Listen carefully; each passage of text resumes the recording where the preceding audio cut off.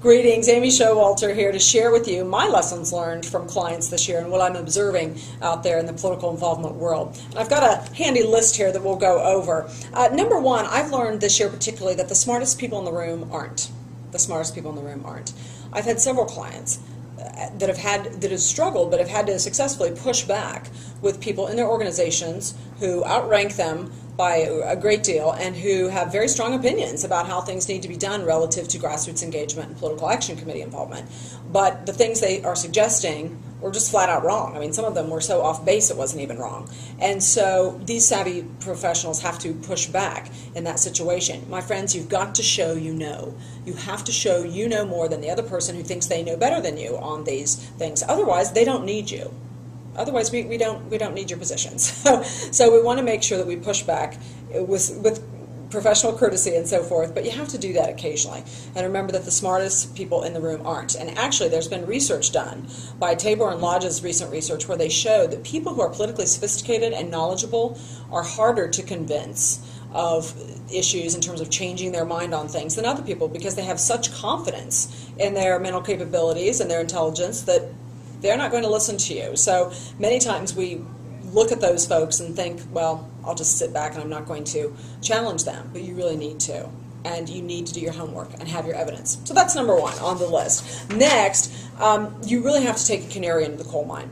And many of you know how I feel about doing proper research to determine what impacts your grassroots stakeholders and what motivates your PAC contributors and your PAC prospects. And I've seen my most successful clients this year do that on a variety of fronts. So you need to take the canary in the coal mine. You've got to find out why people engage. You need to find out, as one client did, what is it that people remember out of all the messages that we sent to them this year on PAC and Grassroots.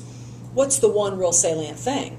And what's fascinating about that project is we did find one particular message point that stuck with people. However, it didn't always propel them to engage in the PAC or the grassroots. So remembering isn't persuasion. That's another thing to be aware of when you do your research. You have to have the proper methodology. So take the canary into the coal mine. That's really important. Next, you really got to be yourself. Be yourself. Everybody else is taken. Okay, all these other groups are taken. They have their identity, right? I see so many groups that do a great job with authentic offline grassroots, being so concerned that they don't have 20 million Facebook friends. And they're on Facebook and they're doing all the social media work, and that's fine. They should. But they're tending to neglect their strengths. And their strengths are the things that other groups would die to have, that would really want to have. So be yourself. Realize what you do well. Because a lot of these new techniques and so forth are becoming integrated into grassroots. And again, it's leveling the playing field. Everybody's doing it.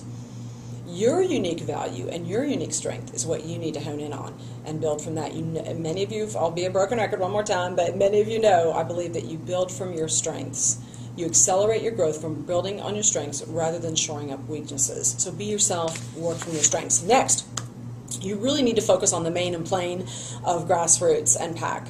Many groups, again, are doing fun, cool, new things, but they don't have a reward and recognition program for their grassroots participants. They don't have volunteer role descriptions for people to get them from their online e-champion work to offline.